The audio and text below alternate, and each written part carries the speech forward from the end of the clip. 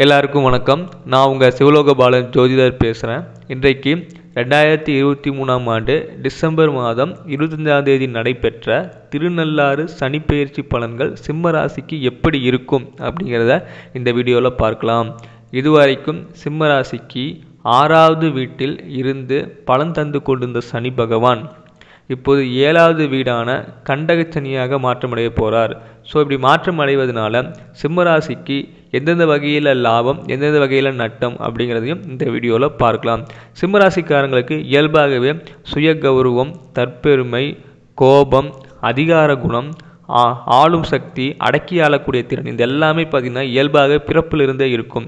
ஏன் பார்த்திங்கன்னா சிம்மம் ஒரு ராஜராசி, மன்னவன், தளபதி, படைவீரன் அப்படின்னு சொல்லக்கூடிய ஏதோ ஒரு இடத்துல அதிகாரம் செய்யக்கூடிய அமைப்பிலேயே இருக்கும். ஸோ சிம்மராசிக்காரங்க ஒரு பிறந்திருந்தாங்க அப்படின்னா அந்த குடும்பத்தையே தாங்கி பிடிக்கக்கூடியவங்களாகவும் கட்டுப்பாடோடு கொண்டு போகிறவங்களாகவும் பாரத்தை ஒட்டுமொத்த பாரத்தை தாங்கக்கூடியவங்களாகவும் இந்த சிம்மராசிக்காரங்க இருப்பாங்க. ஸோ சிம்மராசிக்காரங்களுடைய இயல்பான குணமே பார்த்திங்கன்னா எந்த ஒரு விஷயத்தையுமே சூப்பராகவும் நேர்த்தியாகவும் பல பேரை வேலை வாங்கக்கூடிய இயல்பான குணமும் அவங்ககிட்ட இருக்கும். அதிகார குணம் கொண்டவங்களாக இருப்பாங்க.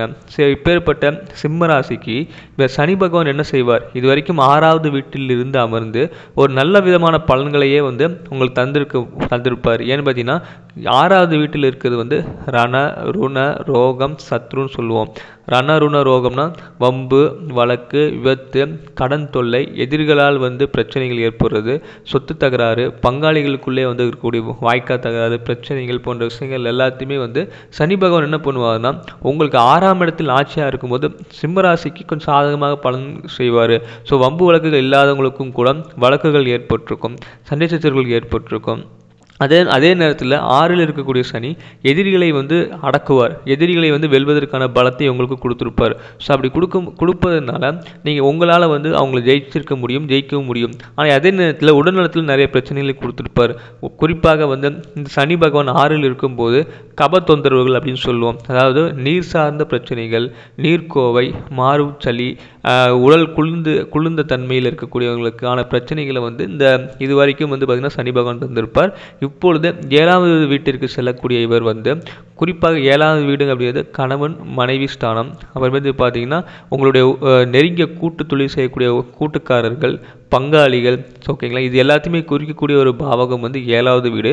ஸோ அந்த 7வது வீட்டில் இருக்கக்கூடிய சனி பகவான் தன்னுடைய சமசப்த பார்வையாக ராசியவே பார்க்க போகிறார். ஸோ சிம்ம ராசிக்கு ராசியையே பார்க்கும் கண்டகச்சனி என்ன செய்வார்? உங்களுடைய மனதளவிலும் சரி, உடல் அளவிலும் சரி சில விதமான நோய்களையும் ஒரு விதமான மனக்கலக்கத்தையும் கவலையையும் சோம்பலையும் தருவதற்கான ஒரு காலகட்டமாக இந்த 7ல் கூடிய கண்டகச்சனி இருக்க போகிறது.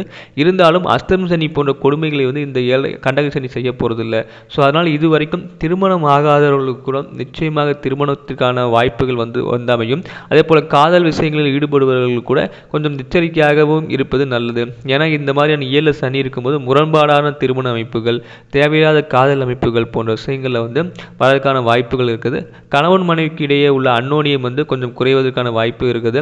இல்லை கணவன் மனைவி விட்டு பிரிந்து வேலைக்காக வெளியூர் செல்வது, இல்லை சிறு சண்டை சச்சரவுகள் ஏற்படுறது, பிணக்குகள் ஏற்படுறது, கணவனும் மனைவியும் இயல்பாக பேசும்போது கோபத்தில் அதிகமான வார்த்தைகளை பேசி சண்டை சச்சரவுகள் போடக்கூடியது. ஸோ இந்த மாதிரியான நேரங்களில் சிம்மராசிக்காரங்கள் தன்னுடைய இயல்பான அதிகாரம் செய்யக்கூடிய அமைப்பு, எல்லாத்தையும் அடக்கணும் அப்படிங்கக்கூடிய நினைக்கக்கூடிய நினைப்பு, இது எல்லாத்தையுமே பார்த்தீங்கன்னா நீங்கள் கம்மி பண்ணணும். ஸோ சிம்ம ராசிக்கு சனி பகவான் என்ன செய்வார்னு பார்த்தீங்கன்னா தான் அப்படின்னு நினைக்கக்கூடிய ஒரு அரசனை சனி பகவான் நீ பெரிய ஆள் இல்லை, உனக்கு மேலே கடவுள் ஒருத்தன் இருக்கான், அவனுக்கு கீழே தான் எல்லாருமே அப்படின்னு புரிய வைக்கக்கூடிய ஒரு காலகட்டமாக கண்டகச்சனி இருக்கும். ஸோ கண்டகச்சனி சனி பகவான் நேர்மையானவர்களை தண்டிக்க மாட்டார், நேர்மையற்றவர்களை நிச்சயமாக தண்டிப்பார். ஸோ அதே நேரத்தில் தொழில் விஷயங்களில் கொஞ்சம் முரண்பாடாக முன்பின் கொஞ்சம் சம்பாதிக்கக்கூடியவர்களும் சரி, தவறான வழியில் ஏதோ ஒரு வகையில் சம்பாதிக்கக்கூடியவர்களும் சரி, இந்த மாதிரியான நேரங்களில் நீங்கள் உஷாராக இருக்கணும். இந்த இப்போதைய காலகட்டத்தில் மட்டும் தவறுகள் எதுவும் செய்யாமல் நேர்மையான முறையிலேயே பணம் சம்பாதிக்கிறது இப்படி செஞ்சுட்டு வரும்போது நிச்சயமாக கண்டகச்சனியிலிருந்து தப்பித்து நீங்கள் அஷ்டம சனியையும் உங்களுக்கு மிகப்பெரிய தண்டனைகள் இல்லாத ஒரு காலகட்டமாக இருக்கும். ஏன்னா அஷ்டம சனியில் தான் மிகப்பெரிய தண்டனைகள் இருக்கும். கண்டகச்சனி தவறுகளை செய்ய தூண்டி வைப்பார். ஸோ அதனால் நிச்சயமாக நீங்கள் உஷாராகவே இருக்கணும். அதே போல் தொழிலாளர்களுக்கு நிச்சயமாக வேலையில் எந்த ஒரு பிரச்சனையும் வரப்போவதில்லை. நல்ல வேலை அமைப்புகள் இருக்கும்.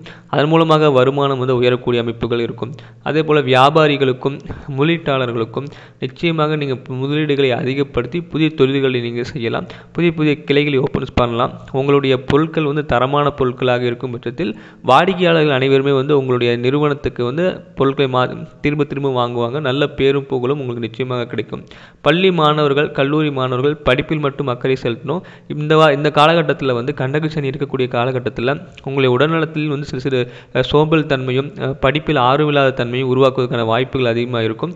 அப்படி இருந்தாலும் உங்களால் நிச்சயமாக சாதிக்க முடியும். ஏன்னா சிம்மராசி என்றாலே சாதிக்கக்கூடிய ராசி தான், தைரியமான ஒரு ராசி தான், எதையுமே யாரையுமே வழிநடத்தி கொண்டு போகக்கூடிய ராசி தான்.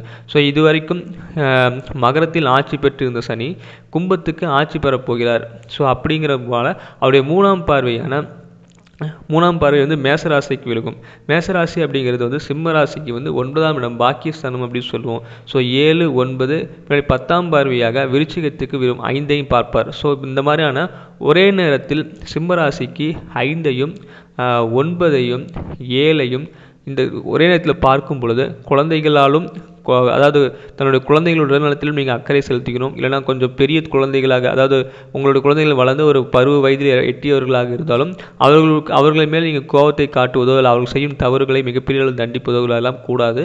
அன்பான வார்த்தைகளாலும் இதமான வார்த்தைகளால் தான் பேசி அவங்கள வந்து சரி செய்யணும். ஸோ முடிந்த வரைக்கும் சிம்மராசிக்காரர்கள் முடிந்த வரைக்கும் கோபத்தை கட்டுப்படுத்தி அமைதியாகவும் நேர்மையாகவும் முழு மனதோடும் ஒரு இயல்பான ஒரு நல்ல ஒரு வார்த்தைகளை மட்டுமே நீங்கள் பேசிட்டு வரணும். உங்கள் மேலே தவறுகளே இருந்தாலும் நீங்கள் இந்த காலத்தில் மன்னிப்பு கேட்குறது தப்பு இல்லை. ஸோ நீங்கள் ரொம்பவும் வந்து அடம்பிடித்து நான் வந்து இவங்ககிட்ட போய் அவனை நம்பி நான் பிழைக்கிறதா, அவங்ககிட்ட வந்து நான் இந்த காசெல்லாம் கேட்குறதா, இவங்ககிட்ட வந்து நான் போய் எப்படி நான் நிற்கிறது அப்படிங்கிற மாதிரியான கொஞ்சம் தற்பெருமை கொள்ளக்கூடிய விஷயங்கள் எல்லாம் நீங்கள் கைவிட்டு விட்டு எல்லாம் அவன் செயல், இறைவனுக்கு போகதான் எல்லாமே, பரவாயில்ல நான் சாதாரண ஒரு ஆள் அப்படிங்கிறது மட்டும் நீங்கள் நினச்சிட்டு இருந்தீங்கன்னா உங்களுக்கு இந்த கண்டக சனியும் சரி, அடுத்து வரக்கூடிய அஷ்டம சனியும் சரி எந்த பிரச்சனையும் தராது. ஸோ ஓகேங்களா, மறக்காமல் இந்த சேனலை சப்ஸ்கிரைப் பண்ணுங்கள், லைக் பண்ணுங்கள். நன்றி, வணக்கம்.